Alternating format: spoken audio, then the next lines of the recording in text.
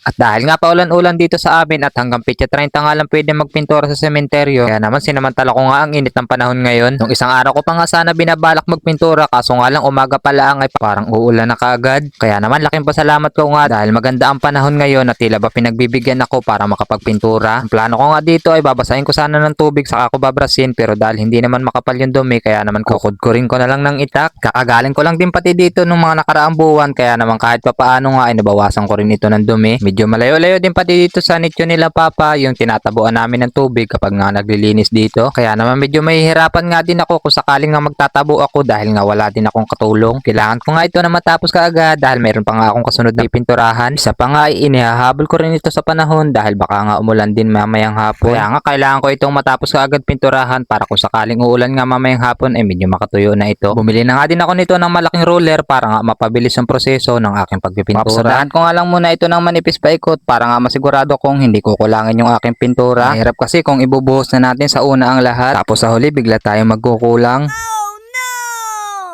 At dahil nga natapos ko na yung ibabaw, kaya naman itong giliran naman ang aking pipinturahan. Medyo malaki-laki nga din itong gilid na ito kumpara dun sa ibabaw. Kung napapansin nyo nga ay may dumi pa na natira. Hindi ko na nga kasi maalis yan kasi yan nga yung amutik ng pintura. Medyo inintay ko na nga tumingkad yung init bago ako pumunta sa pintod ni Papa. Ilang araw din kasing umuulan dito sa amin, kaya naman inintay kong matuyo-tuyo yung aking pipinturahan. Dahil nga sa sobrang tingkad ng init ng panahon ngayon, kaya naman nag-change outfit na ako. Dahil nga malapit na mag-Halloween, kaya naman ganitong outfit ang sinuot ko. So ngayon jacket ng kapatid ko nung binata pa siya. Nakita ko nga lang ito doon sa tambakan namin ng damit, kaya naman naisipan kong suotin. Maganda nga din ito suotin dahil covered nito yung mga kamay ko, pati ulo at mukha. Kaso nga lang sa sobrang init, pati butas ng ilong ko ay pinagpapawisan. Dahil ang tanging may butas nga lang dito ay yung sa may mata. Dati nga kasi mabilis lang ito suotin dahil nga ito ay zipper, kaso nga lang ay nasira na yung zipper nito, kaya naman tinahi ko na nga lang. Pagkatapos ko nga mapasadahan ng isa at madubli yung pagkapintura, isinunod ko naman pinturahan itong puntod ni Lolo. At dahil nga malapit na mag alas 12 at sobrang tingkad na nga ng init, kaya naman hindi ko nga mapigilang magpahinga.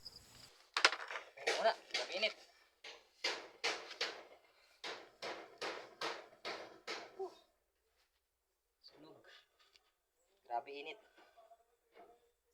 Oh. Ay, kisilong muna ako dito. Guys. Kisilong muna ako dito. Ayan. May kisilong po. Grabe init. At makaraan nga lang ang ilang saglit ay bumalik na uli ako sa pagpipintura. Nagugutom na rin kasi ako dahil anong oras na. Isa pa nga hindi man lang ako nakapagbaon ng tubig dahil nga nagmamadali ako kanina. Dahil tirang pintura nga lang naman yung ipipintura ko dito, kaya naman hindi nga gaano kakapalan yung aking pagkakapintura dito. Kaya naman pasensya na kayo sa kanilabasan ng aking pagkakapintura. Pero yung pagkakapintura ko na nga yan ay galing sa puso ko.